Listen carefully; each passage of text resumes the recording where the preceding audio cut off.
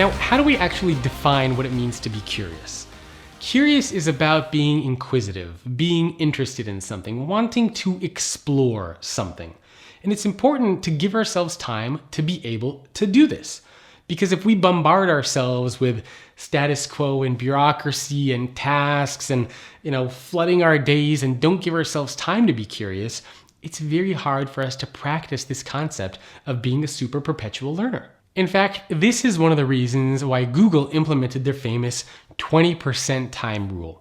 I'm sure you've heard of this, but if not, there used to be a policy at Google where employees were given the opportunity to spend 20% of their time to work on pet projects, to work on ideas that they had, to play around, to tinker with stuff.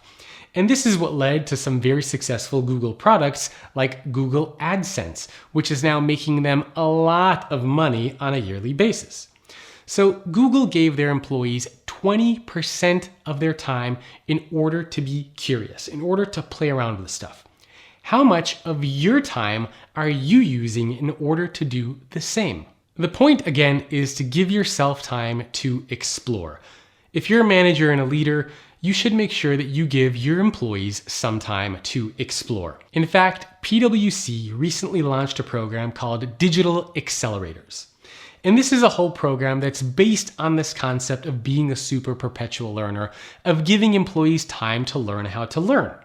Now, PwC is in the consulting business. And as a consultant for an organization like that, typically 90% of your time is supposed to be billable time. In other words, 90% of your time at PwC, you're charging somebody else who's paying for that time. You're billing a client. But because of this new digital accelerator program, PwC, for their employees in the United States, for several thousand of them, and they're rolling this out globally, said, instead of having 90% of your time be billable, we're going to cut that down to 60% of your time.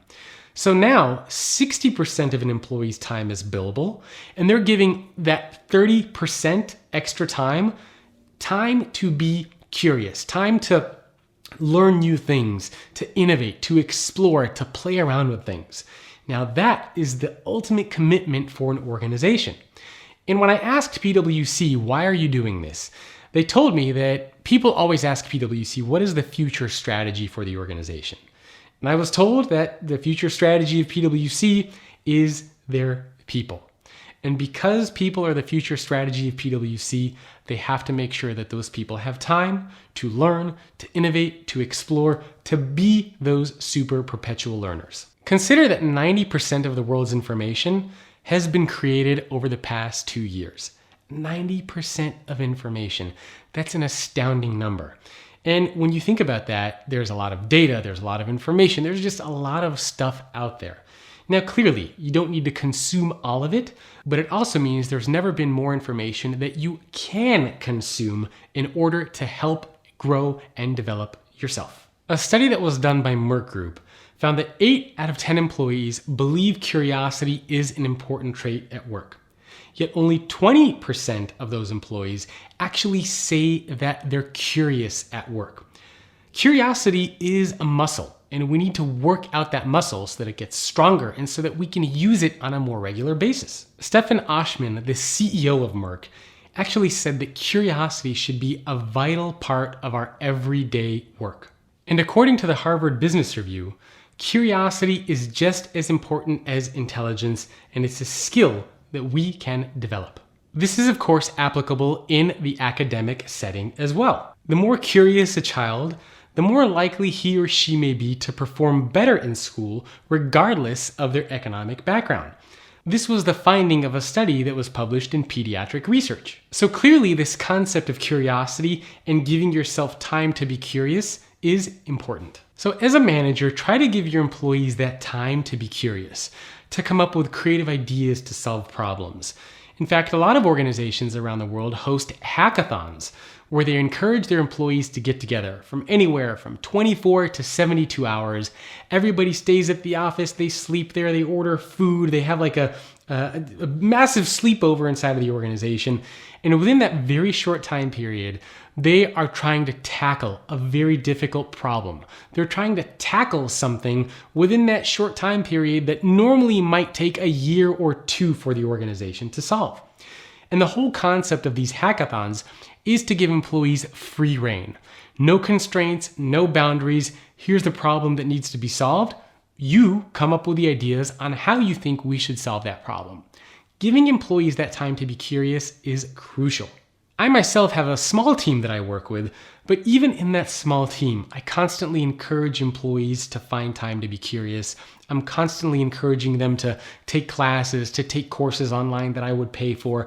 I want them to be curious, to learn new things, and to bring those things back to the business that we can then apply to keep growing. As a manager, one of the other crucial things that you need to remember is making sure that you're not just giving people the answers. You don't just want to tell them how to do everything. You want to give employees the opportunity and the chance to actually fail and figure things out for themselves.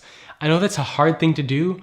It's a very difficult thing to do, and it could be frustrating, but it will absolutely benefit you in the long run. So as a manager, give employees time to be curious and make sure that you're not just giving them all the answers all the time. Whether you are a manager or leader or an individual contributor, it doesn't matter. Being able to be curious is still something that you should be able to practice on a regular basis. I know that for myself, I do this in several different ways.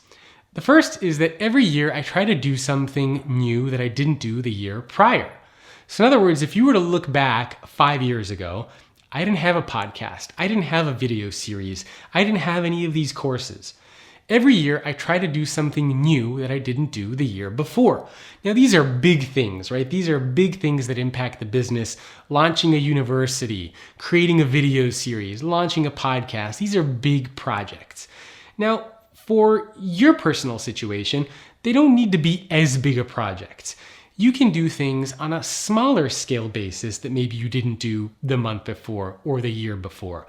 So maybe you have a practice where you take somebody out for coffee every month. Maybe you have a practice where you attend a conference every month, where you take a new course every month. Do something on a regular basis that gives you the time to be curious and to learn something new. I also do things on a regular basis to learn which are outside of work.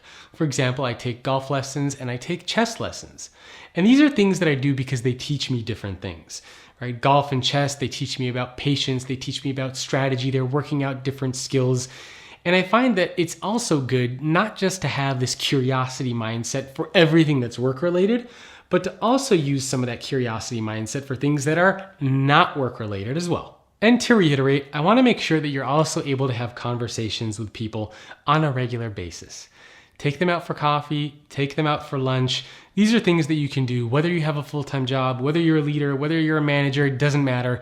You can always find time to just grab a coffee with somebody to chat with them for 15 to 20 minutes.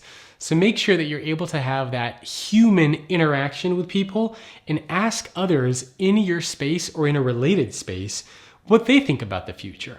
You can make a list of maybe 3 to 5 questions and ask your peers and managers and friends these questions on a regular basis and even mix up the questions. But the point is to collect outside feedback and outside perspective, not just to rely on your own 2 eyes and your own brain for everything that you know. Thanks for watching. Hope you enjoyed that. Check out futureofworkpodcast.com for more content. And do me a favor, leave a review on Apple Podcasts or whatever your preferred channel is. Thank you.